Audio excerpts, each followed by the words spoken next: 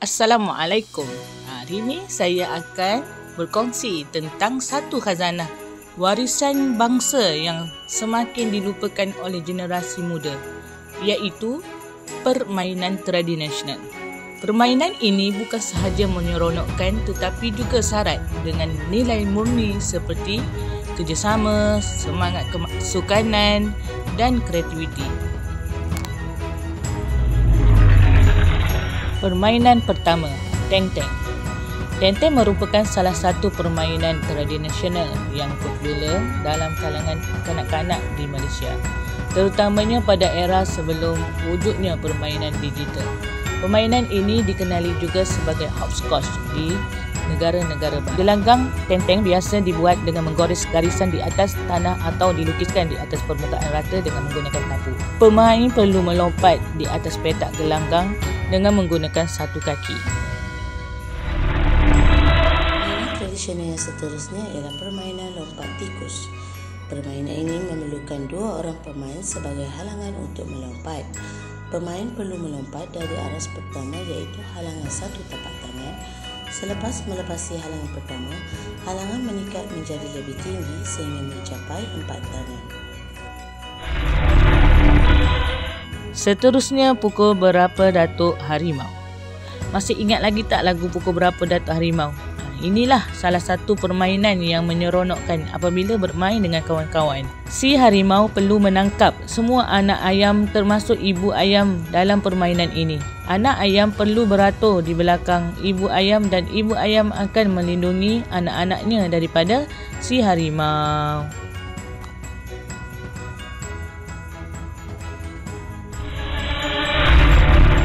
Seterusnya, permainan bola bayang. Permainan bola bayang adalah sejenis sukan berpasukan yang mana tujuan utamanya adalah untuk mematikan pasukan lawan dengan membaling bola ke arah mereka.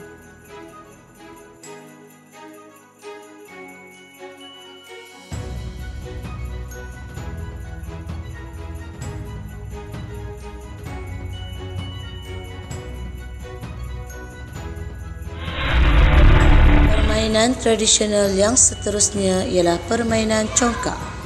Permainan congkak memerlukan dua orang pemain duduk berhadapan menghadap papan congkak.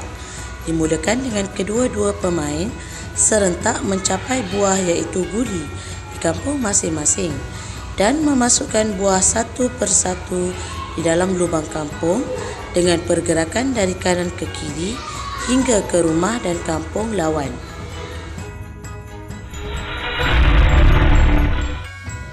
Seterusnya, tarik tali. Tarik tali ialah sejenis permainan tradisional yang dimainkan secara berkumpulan dan melibatkan kekuatan fizikal serta semangat berpasukan. Ia biasanya dimainkan oleh dua pasukan yang terdiri daripada bilangan pemain yang sama. Objektif utama permainan ini ialah untuk menarik ke arah pasukan masing-masing sehingga satu tanda tertentu melepasi garisan tengah atau garisan penanda. Seterusnya, baling ting. Baling ting popular di kawasan kampung terutama dalam acara sukaneka. Ia mudah dimainkan, tidak memerlukan peralatan yang mahal dan sangat menghiburkan. Permainan tradisional yang seterusnya ialah permainan lompat getah. Permainan ini memerlukan sekurang-kurangnya 3 orang pemain, iaitu seorang yang memegang hujung kanan getah dan seorang di hujung kiri getah, manakala seorang lagi sebagai orang yang akan melompat. Walau bagaimanapun, permainan akan lebih menyeronokkan jika lebih ramai yang bermain.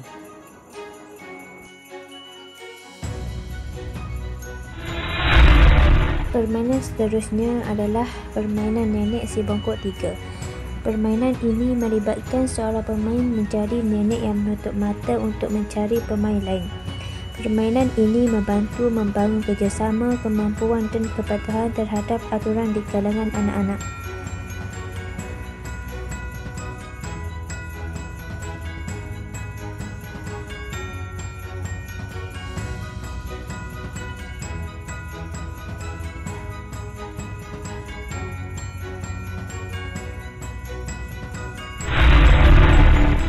Dan akhir sekali, radio buruk.